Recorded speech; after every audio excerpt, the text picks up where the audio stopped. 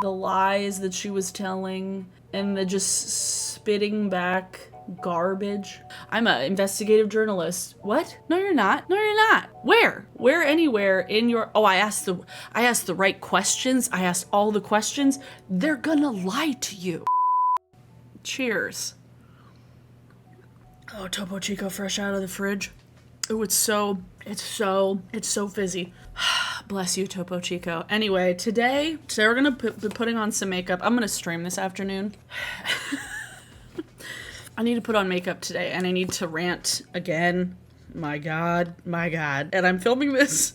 I'm already like high energy because I'm filming this the day that Colleen Ballinger dropped the worst, I don't want to say apology video because she didn't apologize, the worst response video to allegations of grooming in my life. The worst I've ever seen. There's that. But that's not what we're going to talk about today, because I've had thoughts about this whole Shein thing. This Shein brand trip that a bunch of TikTok influencers went on. You know, if you didn't see that yet, I will leave links to videos below. If you didn't see like the whole thing, I don't really feel like putting the entire video in here because I don't really want this girl to come try and copyright claim. Excited and impressed to see the working conditions. The next day, we headed to the Shein Innovation Center. This facility blew my mind. I think my biggest takeaway from this trip is to be an independent thinker, get the facts, and see it with your own two eyes. Shein definitely isn't known for its laid-back working conditions. Channel 4 literally made a documentary about Shein factories. It found that workers were expected to make over 500 garments a day. They had 18-hour shifts. Shein workers were being paid 3p per garment. That's nothing. It's like she's trying to gaslight us into thinking that if we believe these rumors about Shein having poor working conditions, we're not an independent thinker. What's up, you guys? Today we're going to talk about Shein. All the tea, debunking some rumors, and everything you guys wanted to know from my brand trip. So like I told you before, Shein is the first brand to ever take me on a brand trip. And it kind of came out of the blue, but like I talked about in a bunch of my TikToks, I asked all the right questions, and I got invited to this dinner. Shein, the fast fashion powerhouse that I've even made videos talking about before, that has not only just like a lot of ethical questions, their labor practices, their warehouses, their materials, their safety, so many things. Amongst that, there's also like stealing designs. There's questionable designs on their website. Many things that people have talked about Shein for as far as why they're problematic. And I've talked about it too.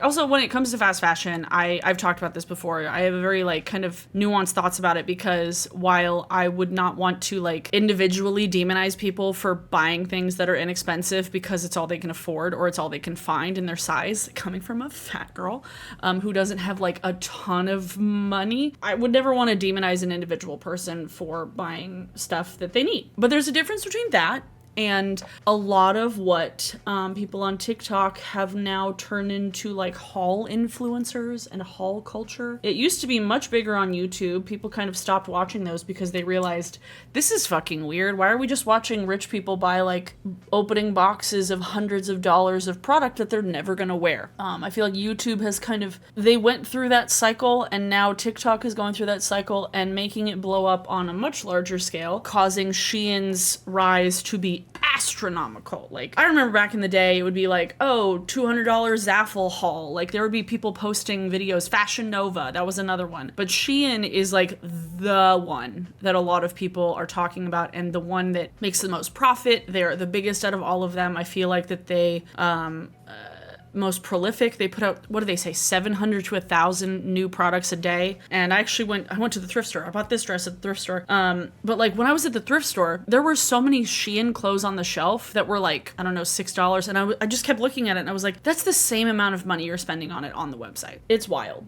But basically, Shein sucks for many reasons. But I'm not going to tell an individual person, you have to make all of your decisions. You have to buy all ethical small business things. No. That's unrealistic. I know, I get it. But there is a difference between that and going on a brand trip and making your entire platform about sharing these fast fashion companies and doing these hauls of hundreds of dollars worth of things that, again, you're never gonna wear and that you don't need. It's just overconsumption for content. But Shein, going on stuff like these brand trips, where the entire objective was to feed you lies to then regurgitate back out to your audience. This group of influencers went to China for this brand trip that Shein brought them on. And brand trips are not a new thing. Like Tarte has been doing it for years. They would take people to Hawaii.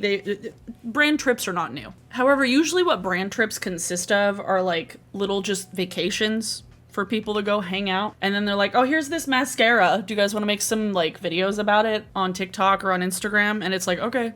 Like, that's it. It's for the launch of a product. This was different though. This was a PR trip.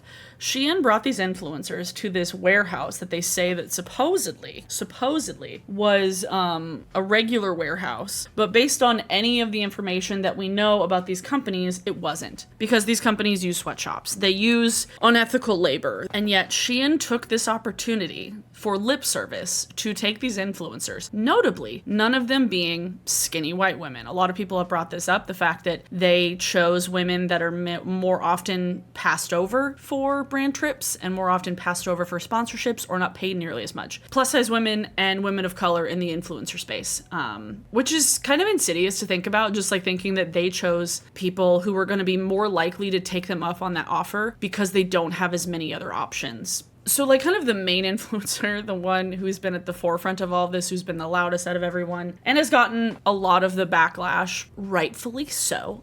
She goes by Danny and she does a lot of fashion content. Apparently this is the second time that Shein had like brought her on for like a brand sponsorship partnership thing. She had done one back in February. But she went on this brand trip and started talking about, literally called herself an investigative journalist and going through this factory that was very clearly staged for this purpose because it was so clean. There weren't any garments really anywhere. And everybody looked happy and fun. Now, if anybody knows anything about those warehouses, that's not the case. They're working 18-hour days. They are overworked like crazy. But this girl, the cognitive dissonance around the videos that she's made about this, and I've seen so many people talk about it and clown on her for many reasons, obviously. She either has to be very, very dumb or have no integrity, or both. And honestly, sometimes I wonder if people are just that dumb. Like, I saw one of the other girls say something like, oh, well, I was like pleasantly surprised. And I'm just thinking, so did you expect to go visit a sweatshop? You were surprised to see smiling faces. So did you expect to walk in to a sweatshop and you still said, yes, let's go? Like, hello? After she got backlash for that, she posted like a response video saying something like, oh, well, anybody would do it. Like, you totally would do that. You would do the same thing. And I'm like, I don't know who you're talking to, but me or none of my friends would. Nobody that I know would do it. Like, at least nobody that I know personally would do it. I was taken on a trip, once in a lifetime chance. You would have done the exact same thing. They are willingly walking into something that is an obvious PR stunt to then go and gaslight their audience. Oh, Shein's great. They're doing all these cool things.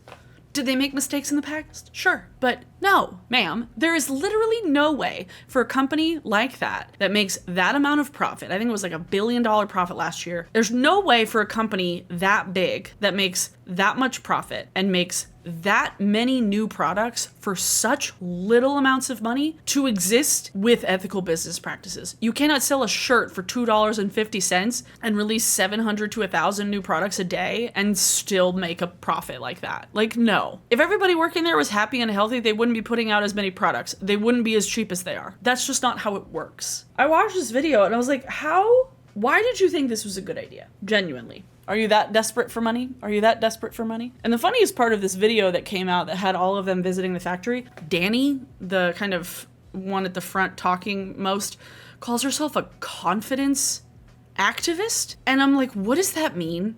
Now people are dragging her through the mud for a lot of things that she's warranted to get dragged for. And now, which is a nice little frustrating side thing, as a fellow fat girl, people are now taking the opportunity to be fatphobic and to make fat jokes and to make jokes about her fashion, which objectively, I wouldn't wear it. But some of the hate that's being thrown her way, all I can think is, if that was a skinny girl wearing those weird outfits, you'd be like, oh my God, high fashion. Like, people would be talking about her outfits in a completely different way if she was skinny. Like I said, I wouldn't wear it. Her fashion sense isn't my personal taste. But It's also not helped by the fact that all of the clothes that she's wearing are made out of like paper bags. Like they're so cheap. This is not positive PR for you. It's maybe positive PR for Shein, for the people who are somehow dumb enough to believe this. And the problem is, on TikTok, there's a lot of really young fans and a lot of really young people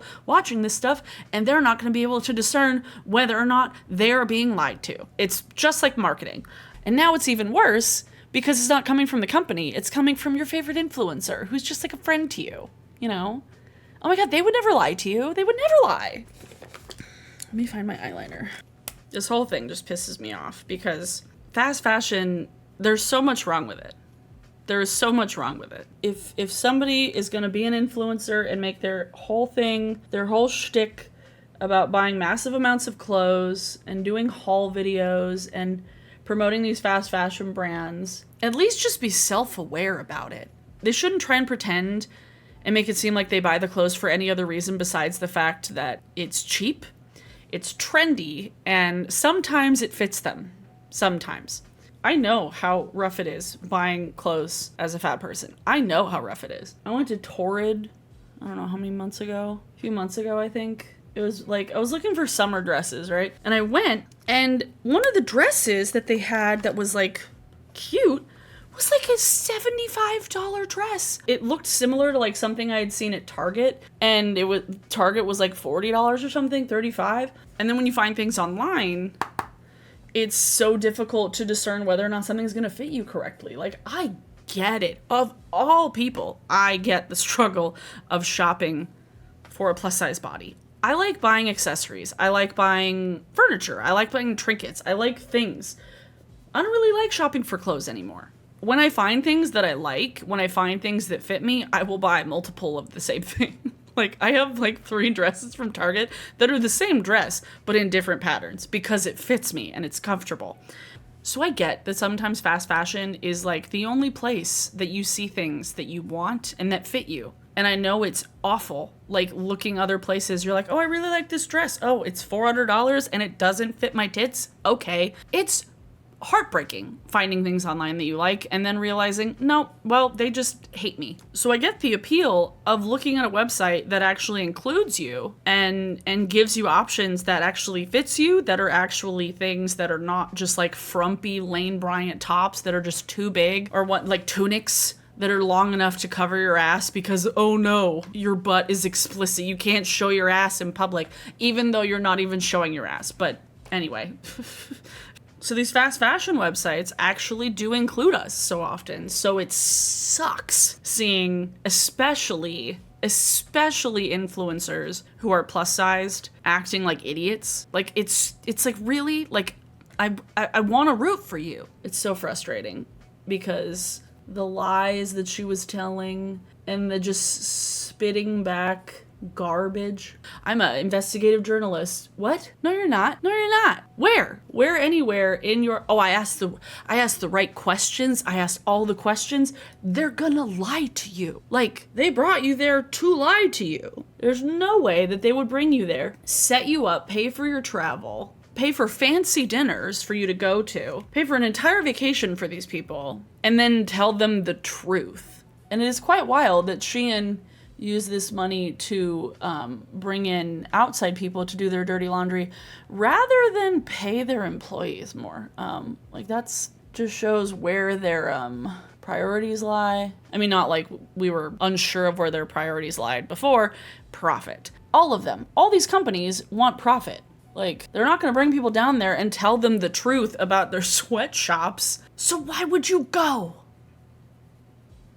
I love this highlight. Ooh.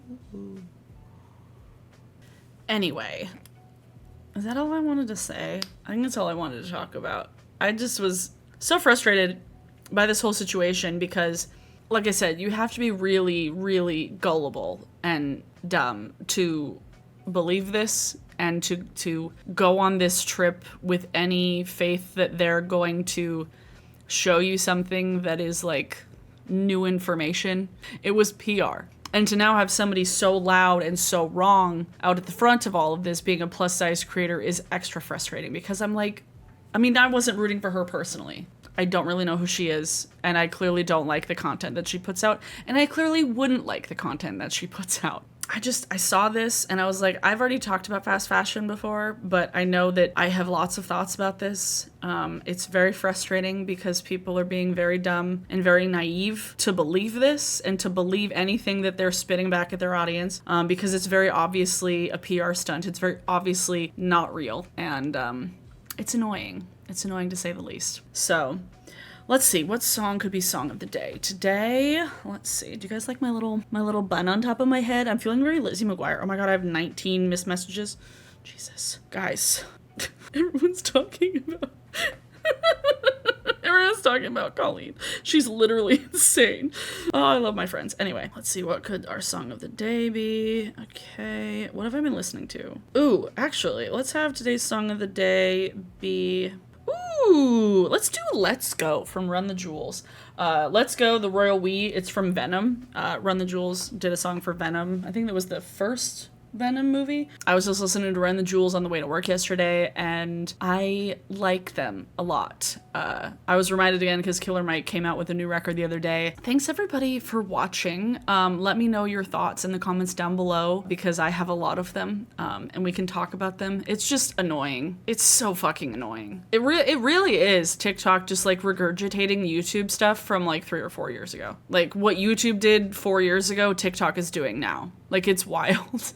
It's kind of fascinating, actually. If you would like to follow me on any of my other social media, sometimes we talk about stuff like this on my Twitch channel. That is Abbers without the 07, and then TikTok is also Abbers without the 07. I'm gonna start doing like a video about my anime shelf, and then like my room upstairs I'm gonna do a TikTok thing about, because I feel like home decor is something that could do well over there. I've already done a video about my beauty room upstairs on this channel when we first moved in, but I feel like it would do well on TikTok. Anyway, thanks for watching, everyone. Follow me on Twitter and on Instagram at Abbers07, and I will see you all in my next video. Bye.